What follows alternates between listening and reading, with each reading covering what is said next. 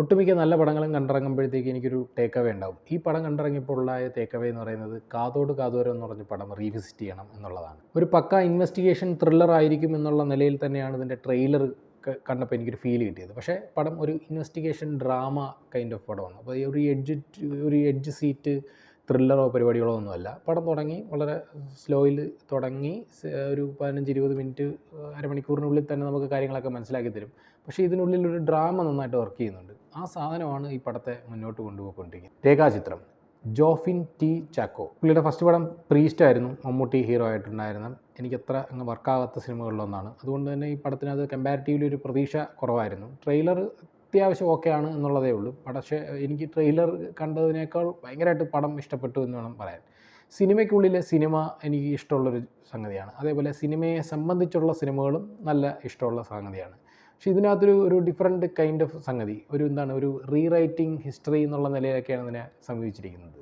85-ൽ നടന്നൊരു film shooting, അതുമായിട്ട് ബന്ധപ്പെട്ടൊരു crime, അതിൻ്റെ ഒരു പുനരന്വേഷണം, പിന്നീട് വർഷങ്ങൾക്ക് ശേഷം അത് എങ്ങനെ അത് ഇത് ചെയ്യുന്നു, ഒരു 2 ടൈം ലൈനിലുള്ള സ്റ്റോറി നറേഷൻ എല്ലാം നല്ല രസമാണ്. ജോഫിൻ ടി ചാക്കോയുടെ ഒരു ഇൻ്റർവ്യൂ ഞാൻ കണ്ടിട്ടുണ്ടായിരുന്നു. അദ്ദേഹത്തിൻ്റെ ഒരു സുഹൃത്തും അദ്ദേഹം കൂടെ ഒരു സിനിമ കണ്ടുകൊണ്ടിരുന്നപ്പോഴത്തേക്ക് ഒരു 3-4 വർഷങ്ങൾക്ക് മുമ്പ് ഉണ്ടായിട്ടൊരു തോട്ട് പ്രോസസ്സിൽ നിന്ന് വന്നതാണ്. ഇതിൻ്റെ റൈറ്റർ രാമു, പിന്നെ ഇതിൻ്റെ കോ റൈറ്ററായിട്ട് വേറൊരു സ്ക്രിപ്റ്റ് റൈറ്ററും കൂടെ ഇതിൻ്റെ കൂടൊപ്പം ചേർന്നിട്ടുണ്ടായിരുന്നു. അങ്ങനെയാണ് പടം ഡെവലപ്പായി വരുന്നത്. പ്രൊഡ്യൂസ് ചെയ്തിരിക്കുന്നത് കാവ്യ ഫിലിം കമ്പനിയുടെ ബാനറിൽ വേണു കുന്നപ്പള്ളിയാണ്. ഇപ്പോഴത്തെ മലയാള സിനിമകളിലെ ടെക്നിക്കൽ സൈഡ് എല്ലാവരും പെർഫെക്റ്റ് ആയിരുന്നു. അത് എനിക്ക് ഒരുമാതിരിപ്പെട്ട ഒരു മോശം സിനിമ ആയിക്കോട്ടെ, നിങ്ങളതിൻ്റെ ടെക്നിക്കൽ സൈഡ് എടുത്ത് നോക്കുക, വളരെ ബ്രില്യൻ്റ് ആയിട്ടുള്ള വർക്ക് ഉണ്ടാവും. അതും നല്ല ടെക്നീഷ്യൻസ് നമുക്ക് മലയാളത്തിൽ ഉണ്ട് എന്ന് നമുക്ക് അഭിമാനപൂർവ്വം പറയാൻ പറ്റും. മ്യൂസിക് ചെയ്തിരിക്കുന്നത് മുജീബാണ്. കിഷ്കിന്ദ കണ്ടത്തില്ലാത്തൊക്കെ മ്യൂസിക് ചെയ്തേക്കുന്ന സെയിം ആൾ തന്നെയാണ്.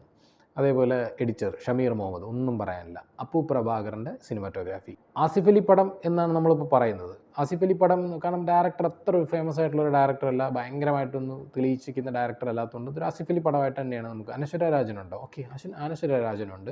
ആസിഫ് അലി പടം ഈ ഒരു പോയിന്റിലാണ് നമ്മളിതിനെ പടത്തിലേക്ക് എത്തുന്നത്. കാരണം ഇപ്പോൾ റീസെൻ്റ്ലി ആസിഫ് അലിയുടെ ഒരു ട്രാക്ക് പക്കയാണ്. കാരണം തലവൻ തൊട്ട് അദ്ദേഹം അഭിനയിച്ചിരിക്കുന്നത് എനിക്കൊന്ന് അഡിയോസ് അമിഗോസ് അത്ര ഒരു ഇതായില്ല എന്നുണ്ടെങ്കിൽ പോലും പുള്ളിക്കാരുടെ പെർഫോമൻസിൻ്റെ പേരിൽ അത്യാവശ്യം അറിയപ്പെട്ടൊരു സിനിമ കൂടെയാണ്. സോ തലവൻ തൊട്ട് ഇപ്പോൾ കിഷ്കിന്ദ കാണ്ഡം വരെ അടുത്തതായി ഇത് ഇറങ്ങുന്നു എന്നൊക്കെ പറയുമ്പോഴത്തേക്ക് ശരിക്കും നല്ലൊരു ട്രാക്കിൽ പോവുകയാണ് ആസിഫ് അലി. അതങ്ങനെ തന്നെ പോട്ടെ. ഇതിൽ കാസ്റ്റും നല്ല രസമാണ്. ഇപ്പം സീനിയർ ആയിട്ടുള്ള ആക്ടേഴ്സ് ഇതിനകത്ത് അഭിനയിച്ചിട്ടുണ്ട്. പിന്നെ ഒരുപാട് സർപ്രൈസ് എലമെൻറ്റുകൾ ഇതിനകത്ത് ഇങ്ങനെ വരുന്നുണ്ട്. വലിയൊരു ഡീറ്റെയിൽ റിവ്യൂ പറഞ്ഞു കഴിഞ്ഞാൽ സ്പോയിലറായി പോവും.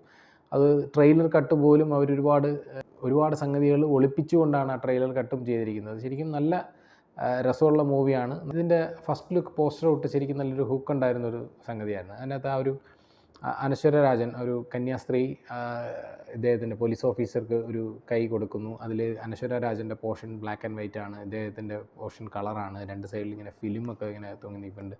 അപ്പോൾ അതൊരു നല്ല ഇൻട്രസ്റ്റിംഗ് ആയിട്ടുള്ളൊരു പോസ്റ്ററായിരുന്നു. ഇത് പിന്നെ ട്രെയിലർ കണ്ടപ്പോൾ കുറച്ച് മനസ്സിലായി, കുറച്ച് 2 കാലഘട്ടത്തിലുള്ള സംഗതികളാണെന്നും കാര്യങ്ങളൊക്കെ മനസ്സിലായി.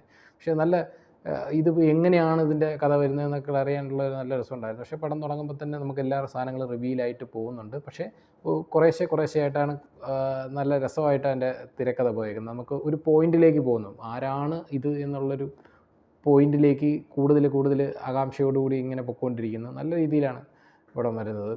ടെക്നിക്കൽ സൈഡ് നേരത്തെ പറഞ്ഞു, അതുപോലെ തന്നെ പെർഫോമൻസ്, ആസിഫ് അലിയുടെ പെർഫോമൻസ് ഇപ്പം ഗംഭീരമായിട്ട് പൊയ്ക്കൊണ്ടിരിക്കുകയാണ്. നല്ല രസമായിട്ട് ആസിഫ് അലി പടങ്ങൾ ചെയ്തുകൊണ്ടിരിക്കുകയാണ്. ആസിഫ് അലിയെ പറ്റി പറയുമ്പോഴത്തേക്ക് ആസിഫ് അലി ഈ പടത്തിനകത്ത് ഹീറോ ആണ്. പക്ഷേ ഈ പടത്തിനകത്തൊരു ഹീറോ എന്നുള്ള സാധനം, ആ ഒരു വെയിറ്റിംഗ് സാധനങ്ങളൊന്നും ഇല്ലാതെ ഇതിനകത്തൊരു പ്രധാന കഥാപാത്രമാണ്. ഈ പടത്തിൻ്റെ കഥാപാത്രം എന്നുള്ള നിലയിൽ എന്തൊക്കെ വേണോ അത് മാത്രമേ ഉള്ളൂ. അല്ലാതെ നമുക്കൊരു ഹീറോ ആണ്, ഹീറോയ്ക്ക് ഈ പറഞ്ഞ 2 ഫൈറ്റ് വേണം, നായികയുണ്ട്, നായികയുടെ കൂടെ ഒരു പാട്ട് വേണം, ലവ് ട്രാക്ക് സെപ്പറേറ്റ് വേണം, അങ്ങനെയുള്ള പരിപാടികളൊന്നുമില്ല. ഈ കഥയ്ക്ക് എന്താണോ ആവശ്യം അത് മാത്രമാണ് ഇത് ചെയ്യുന്നത്. അതൊരു ഭയങ്കര രസമുള്ളൊരു സാധനമാണ്. നമ്മളൊരു ഹീറോ അല്ലെങ്കിൽ ഇത്രയും ഫാൻ ബേസ് ഉള്ളൊരു ഹീറോ ഈ ഒരു ക്യാരക്ടർ ഇങ്ങനെ ചെയ്യുമ്പോഴത്തേക്ക് അദ്ദേഹം ഈ കഥയിൽ എന്താണോ ആവശ്യം അത് മാത്രം ചെയ്തു പോകുക എന്നുള്ളത് മാത്രമേ ഉള്ളൂ. അല്ലാതെ ഹീറോയ്ക്കുള്ള ഈഗോ മസാജ് പരിപാടികളോ കാര്യങ്ങളോ ഒന്നും തന്നെ ഇല്ല. അതൊരു ഭയങ്കര ഒരു പോസിറ്റീവായിട്ടുള്ളൊരു സംഗതി തന്നെയാണ്, പ്രത്യേകിച്ച് ആസിഫ് അലിയുടെ കാര്യത്തിൽ. പടത്തിൻ്റെ പ്ലോട്ടിനെ പറ്റിയോ മറ്റെന്ത് കാര്യം പറഞ്ഞു കഴിഞ്ഞാൽ ഒരു സ്പോയിലറായി പോകും എന്നുള്ളതുകൊണ്ട് പടത്തിൻ്റെ ടെക്നിക്കൽ സൈഡെല്ലാം ബ്രില്യൻ്റ് ആണ്, ഓക്കെയാണ്. എഴുത്ത് നന്നായിട്ടുണ്ട്, അഭിനയം നന്നായിട്ടുണ്ട്, മ്യൂസിക് കാര്യങ്ങളെല്ലാം പക്കയാണ്. ധൈര്യമായിട്ട് നിങ്ങൾക്ക് തിയേറ്ററിൽ പോയി കാണാൻ പറ്റുന്ന ഒരു സിനിമ തന്നെയാണ്. ഈ പറഞ്ഞ പോലെ നഖം കടിച്ചിരുന്ന് കാണേണ്ട ഒരു എഡ്ജ് ഓഫ് ദ സീറ്റ് ത്രില്ലറൊന്നുമല്ല. നേരത്തെ പറഞ്ഞ പോലെ തന്നെ ഇതൊരു ഇൻവെസ്റ്റിഗേഷൻ ഡ്രാമയാണ്. അതിന് അതിൻ്റേതായ സമയം എടുക്കുന്നുണ്ട്. 2 മണിക്കൂർ പടമേ ഉള്ളെന്നുണ്ടെങ്കിൽ സെക്കൻഡ് ഹാഫ് ഒരു ഇച്ചിരി ഒരു പൊട്ടിക്കുന്ന ലാഗായിട്ട് എനിക്ക് ഫീൽ ചെയ്തു ഫസ്റ്റ് ഹാഫിനെ അപേക്ഷിച്ച്. ലൈക്ക് ഇതിൻ്റെ ഡയറക്ടർ തന്നെ പറഞ്ഞിട്ടുണ്ട് ഇതിൻ്റെ ഫസ്റ്റ് ഹാഫ് സെക്കൻഡ് ഹാഫ് എന്ന് തിരിച്ച് കാണേണ്ടതായിട്ടില്ല. ഇത് 2 മണിക്കൂർ നീളമുള്ളൊരു പടമാണ്. ഇതിനകത്ത് ഈ പറഞ്ഞ പോലെ ഒരു ഇൻ്റർവെൽ ബ്ലോക്ക്, പഞ്ച് അങ്ങനെയുള്ള സാധനങ്ങളൊന്നും കൊടുത്തിട്ടില്ല. നിങ്ങൾ ഇവിടെ തുടങ്ങുന്നു, ഈ പോയിന്റിൽ നിന്ന് ഈ പോയിന്റിലേക്ക് വരെ കഥ പറഞ്ഞു പോകുന്നു. വളരെ രസമായിട്ട് മനുഷ്യനെ ഒരുപാട് ബോറടിപ്പിക്കാതെ നല്ല എൻഗേജിങ് ആയിട്ട് തന്നെ സംഗതികളെല്ലാം ഉള്ള ഒരു ഗംഭീര സിനിമയാണ്. ഈ റീസെൻ്റ്ലി ഇറങ്ങിയതിൽ ഒരു നല്ല മൂവി നിങ്ങൾ തിയേറ്ററിൽ വാച്ച് ചെയ്യണമെന്നുണ്ടെങ്കിൽ ഉറപ്പായിട്ടും പിക്ക് ചെയ്യാവുന്നതാണ് രേഖാചിത്രം. നിങ്ങളും കണ്ടിട്ട് അഭിപ്രായങ്ങൾ കമൻറ്റ് ചെയ്യുക. ബൈ.